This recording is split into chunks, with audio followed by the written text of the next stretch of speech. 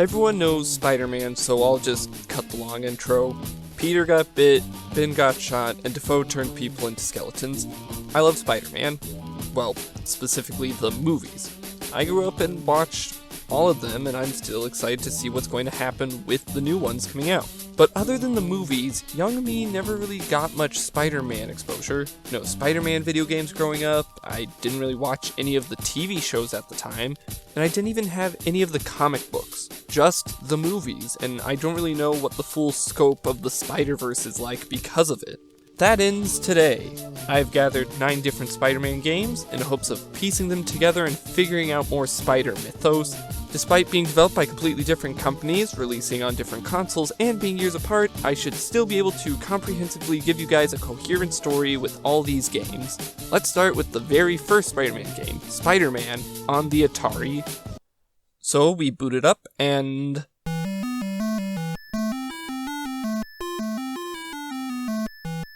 Well, I'm seeing a spider, but you're gonna have a hard time convincing me this is a man. Well, we are Spider-Man, so let's try and swing around this skyscraper.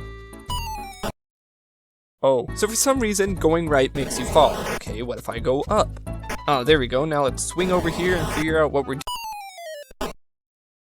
Okay, so what I assumed were windows on a skyscraper are actually just holes that lead straight to the same blue void behind the building, meaning you can't swing on them for some reason. Alright, I managed to make my way up the building, grab some people from their windows, and oh no, a bomb. So obviously I shouldn't touch them, but maybe I can web them up and I fall down. A bit higher up and I find the Green Man himself, the Green Goblin. Willem Dafoe could probably turn me into manure if we ever met in real life, so I avoid him and book it straight to the exit. I'm starting to think Spider-Man's greatest enemy is gravity, and as expected, Green Goblin himself can't be touched either, so I have no clue what's going on. Grabbing people from the void only increases your score, touching anything else makes you plummet. Spider-Man has a weirdly realistic falling and back-breaking animation for an Atari game, and I forgot to mention the controls are piss. I don't know how evident it is from the footage alone, but you only have 3 directions to shoot your web. Up, and 45 degrees to the left, or 45 degrees to the right. Since this is an Atari game and was probably made before the discovery of fire, I'm just gonna assume it's entirely high score based and the only goal is saving people, so let's move on. Now you may be asking, Wizard, if you didn't beat the game, how can you move on to the next one and connect them together like you said you would at the beginning? I'm going to do some plagiarizing and steal this nifty concept called the Spider-Verse. From my limited understanding, the Spider-Verse was invented by Marvel writers, so they could kill off Spider-Man as many times as they wanted without any long-standing repercussions. So I'm going to do the same. Here's my chart, Spider-Verse Universe 1, Spider-Man can't figure out how skyscrapers work. So to get to the next game, we're just going to say we hop over to a different Spider-Verse universe. The next game we have is Spider-Man, Return of the Sinister Six on Nintendo. We boot up the game, see my sleep paralysis demons and Skeletor, Electro makes Spider-Man infertile, and we begin. Before anything else, I want to complain about the control situation because it's somehow better and worse than the Atari game. We can move, punch, jump, everything you'd expect, except it all has a slight delay to it. Also, you see how turning has this small animation that's a bit smooth for an NES game? You can't move while the animation plays. I know that doesn't sound that bad, but that's on top of the delay, making you get gut rot just trying to progress through the level. Now that we know the stick will be stirring the shit with, I kick a guy so hard he explodes. Because as we all know, Spider-Man doesn't take prisoners. I make my way through this city, alleyway, lineup of warehouses and lamps that have light bulbs larger than Spider-Man. Whatever it is, it's mostly made up of shit and mold, the perfect materials for modern day construction, and filled with the same exploding guy copy-pasted about 20 times. I get to the end and enter a blue warehouse that is also a maze, because in a game where I puppeteer Spider-Man more than I actually play as him, maze-like level design is just what the coroner ordered. After kicking down doors and avoiding the danger squares, I make it to Electro, who looks like an amiibo. Not gonna lie, this fight took me well over 5 minutes, not because it was difficult, but just because the bastard wouldn't stop phasing to the floor and I could barely hit him. Next we see Sandman, and there's no joke I can make that will alleviate the fact that he is horrifying. Look at his face. Also, he has Cheeto fingers, which makes sense considering his levels are sewer coated in Cheeto dust. We can swing around, the same exploding guy is back, and there are rats. I get stuck in a hole, and my only option would have been to get killed by the rats and probably start the game over, so I'm calling it here.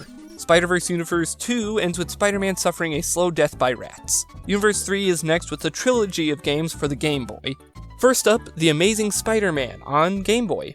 One day, Spider-Man gets a phone call from Mysterio, so he goes to the cul-de-sac from Ed, Edd, and Eddy and runs around with a hunch. The game controls just fine and looks just fine for a Game Boy game. It's more focused on being a 2D beat-em-up than a straightforward platformer in the first level. It's not hard, especially when I found out you can literally swing over 90% of the first level. I hope this doesn't bite me in the ass later. Get to the end and you fight Mysterio, who has gained the dangerous ability to transform into fireworks. He blows up and we get a phone call from the hash-slinging slasher. The next level feels like an homage to the Atari game, because you climb a skyscraper and it sucks and I hate it. Then you run across the rooftops fighting random gangsters, then I accidentally restart the game. After rushing back to the rooftop, I fight Hobgoblin, who is an even worse boss than Electro on NES because of how sporadically he moves and how small the arena is. Spider-Man gets another phone call, and I'm very glad that he can recognize it's Scorpion from his voice, because I can't recognize that Scorpion from his face. And then we move on to an auto-scrolling level. You fight bats, the obvious choice for a level with Scorpion in it, and it's boring. Hold down and spam the attack button. I then die to Scorpion and accidentally restart the game again and decide my time with Amazing Spider-Man was done. Hopefully Amazing Spider-Man 2 can fill in what happened in the last game. But first, it's time for the comment corner. Work with me here, I'm trying something new. YouTube has been slipping papers under my door informing me I should interact with my audience more, but since I wouldn't want to touch most of you with a 10-foot pole, this should be a good substitute. I'm gonna pick a couple comments from the previous video, read them, and offer my rebuttal, so make sure to comment on this video to get into the next comment corner. I'm not going to read these comments out loud myself, so make sure to open your eyes for the next minute or so. First one by Cook It. Wait, if the one-ups are alive, can they ever die? Etc. Considering that I established that the mushrooms are alive, then they probably do die as well. Seeing as there are no undead mushrooms to my knowledge in the Mario universe, it can be assumed they go to hell, and any subsequent one-up mushrooms aren't related. Next one by Tio of Arson. In Mario Kart 8, most characters have a brand. Yada yada. In response to the Mario Kart 8 point you brought up, I think it makes more sense for them to be separate characters. Why would Bowser have a separate brand for when he's dead? Finally, one from Che. IDK, why but I just kept playing the intro sound like 10 times. Can I interview your parents to find out where they went wrong? This concludes the comment corner. Will this return for the next video? I don't fucking know. Time for Amazing Spider-Man 2. We boot up the game, this number 2 is bugging me, Peter has a headache, that certainly is a hobgoblin, and we're inside the skyscraper for once. Progress. I already like this one a bit more because Spider-Man doesn't take up half the screen and the sprite work in general looks nice. I step out of the convenient hole and oh shit, boss time already. I slowly finagle up to the hobgoblin and I can't do anything to him. So I finagle back down and I can't. I tried to think of a funny way to retell what happened in this game, but I can't. It's a puzzle platformer. Puzzle portion coming in you finding items to progress in the level, the platformer portion coming in the fact that Spider-Man has arthritis because of how rigid his controls are. Everything is slow and awkward, there's barely any chances to web swing, Spider-Man's run speed is slower than my mental decline, and it took me over 15 minutes to figure out how to knock Hobgoblin off his glider and beat him up. Level 2 starts, I keep trying to jump over here but the slide is in the way and there's another underground maze. I'm ending this.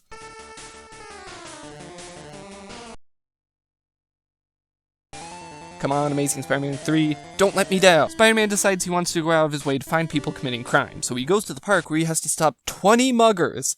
All in one day? Alright, if you say so. And oh no, the game controls worse than the other two! Now Spider-Man has this disgusting delay to his jump, it barely covers any distance, and although there is a double jump, you can only do it at the top of the first jump, and oh, it's also useless, please help me. Also, the game actively lies to you! Despite the goal of the level being stop 20 muggers, some enemies don't count towards the counter when you defeat them. I had no idea what the criteria was for what made someone a mugger or not, so I beat everyone I saw up for 4 minutes straight until I defeated enough real, quote-unquote muggers to move on. Skateboard children included. Stage 2 has Spider-Man spot a monster. That's just a xenomorph. You can't lie to me, LJN, you swine! I abuse invincibility frames and beat him up. Stage 3 has a giant robot bird, and here's where I actually got stuck. Unlike the NES game where I got stuck in the sewer but could have escaped by dying, I literally cannot figure out what needs to be done. You're given 2 towers to climb up while a robot bird attacks you from the top and sides of the screen. Doesn't seem so bad at first, but you can't reach the top of this tower for some reason, and you're blocked from going up this tower because of the gargoyle. The bird is never in a position where you can hit it without being knocked back yourself, and it's constantly throwing shit at you. I genuinely cannot figure out how to get past, and I don't care anymore. Sorry, Amazing Spider-Man on Game Boy, your trilogy wasn't amazing. Let's double our bits by jumping up to the Super Nintendo for Spider-Verse Universe 4, Spider-Man, based on the 90s cartoon. Alright, I got the game right here. Mint condition and everything. Look at the quality. And we're gonna put in my Super Nintendo. Just pop it in. Bombs away. What the fuck do I do now? We boot up the game, see the foreboding image of the LJN logo, and the intro cutscene shows Doc Ock, Green Goblin, Jerry Seinfeld, and another Xenomorph floating ominously above the city. Not good. Pressing start, retrieve with controls that are somehow worse than the first Game Boy Spider-Man game. Delayed jump, Spider-Man walks like an old man, and an issue that will be more prevalent in a bit, there are no invincibility frames. So I beat up Halo, get confused by this perspective mechanic on the platforming, crawl through a vent, and immediately get shot off screen. I kick him in the neck and die because I got stuck in a vat of oil and it wouldn't let me jump out. This is fun! More off-screen shooting, more weird perspective stares, and here we get to see the problem with no invincibility frames. Watch how quickly Mr. Blender here takes out my health bar. Pretty shit, right? Alright, let's give the game benefit of the doubt. I was on less than a third health. Maybe if I find with full health and he takes me out in 8 seconds flat again. As I'm on my last life, I say fuck that and go the other direction and immediately get caught in a gauntlet of electric stabbing robots and conveyor belts. This is the first level, why is it so difficult? Come on, dodge the robot, crawl under the arm, and... This is the saddest display of a game over I've ever seen. Alright, second go, I ignore as many of the enemies as I can and just gun it for the exit. A little hallway and oh shit, oh fuck, oh shit, oh fuck. Okay, I barely managed to deal with that. I'm gonna start sprinting and wait for the door. Spider-Verse Universe number 5, Spider-Man vs. the Kingpin for Sega CD. You know, the Sega CD. The console that had Sonic and, Night Trap and Dark Wizard? Dark Wizard? Okay, forget any jokes I was gonna make about the Sega CD. It must have been cool. It had a wizard game. It also had a Spider-Man game. We start it up, get music that sounds way too good for this era of consoles.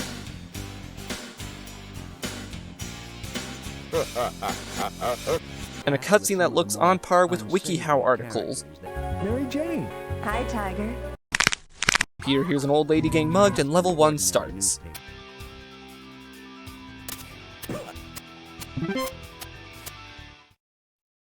And level 1 ends. Not joking, a new cutscene starts, so I'm guessing that was level 1.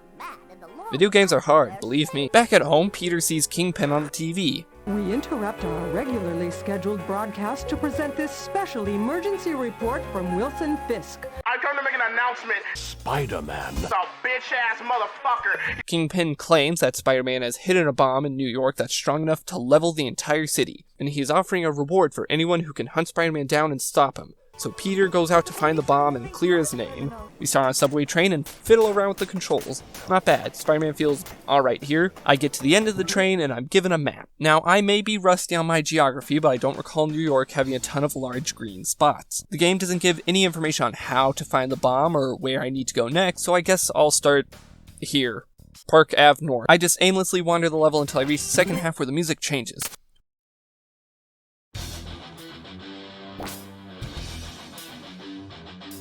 Ooh, I know boss music when I hear it. Who am I fighting? It's probably Goblin, or Venom, or Doc Ock, or... Oh, well, since I apparently beat the level, indicated by the Spider-Man postage stamp, I move on to a new location. Turtle Pond. I love it. I love turtles. Can't wait to see them. This was falsely advertised. So yeah, this is the game. You aimlessly complete levels, and by complete, I mean enter the park, fight a single gorilla if you want, and leave. I ended up running out of web fluid partway into a street level, and I couldn't find any pickups. The exit isn't on the ground anywhere, so it's probably up on a building. Too bad I can't figure out how to wall crawl or get up there without swinging, so I'm forced to take this mob-like beating from everyone. Police officers, muggers, bikers, skateboard kids, even dogs want Spider-Man dead for the reward. Spider-Man is arrested, and I move on to the last 2 games. Spider-Man and Spider-Man 2, Enter Electro for the PlayStation 1. I have higher hopes for these two than any of the others, so let's give them a go. Spider-Man starts with Dr. Octopus giving a presentation with a large battery, Peter as Lockjaw, Venom is unleashed when Eddie throws a tantrum, and some totally unknown mysterious villains release gas into the city streets. We get a narration from Stan Lee, and we begin. First thing to get out of the way, this game controls the best out of all the previous games. Apart from one issue, and that's the lack of camera control, but ignoring the camera, this game controls great for the first 3D Spider-Man game. I make my way to the bank, cause some goons to evaporate, and make it inside to a save point. Some combat, some light puzzling, a single dead hostage. This game's simple, but pretty enjoyable so far. Save some more hostages, listen to the funkiest, the bomb is about to go off and you need to get rid of it music I've ever heard.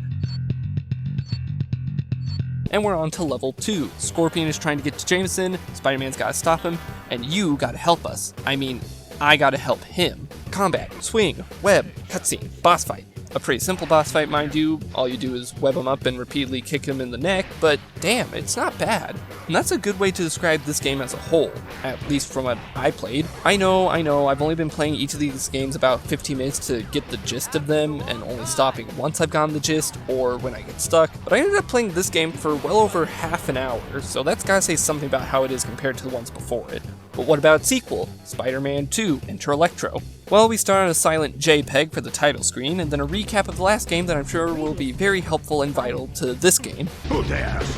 Face me, coward! Eddie Brock. I don't want to believe There's Rhino. No one! And now, Spider-Man 2. You got all that? Good, because then we cut to the Grinch breaking into a lab and stealing a metal bra, blowing it up on his way out. And judging by this newspaper article, recap or not, the ending of the first game wasn't as happy as you'd assume. Gameplay starts, and it's exactly the same as the first game. Down to the combat, web swinging, and lack of camera controls. Swing by some grunts and end up on a city street. I find a coffee shop on fire and Spider-Man suggests taking the cap off this hydrant. Not a bad idea. Spider-Man. It's not working. Spider-Man. Spidey? Peter? It's not working. Help. Spider-Man. And now that I've successfully proven that all the Spider-Man games that actually matter take place in one big multiverse, the next step is to ensure Spider-Man can become a reality by shooting Uncle Ben myself. Thank you for watching.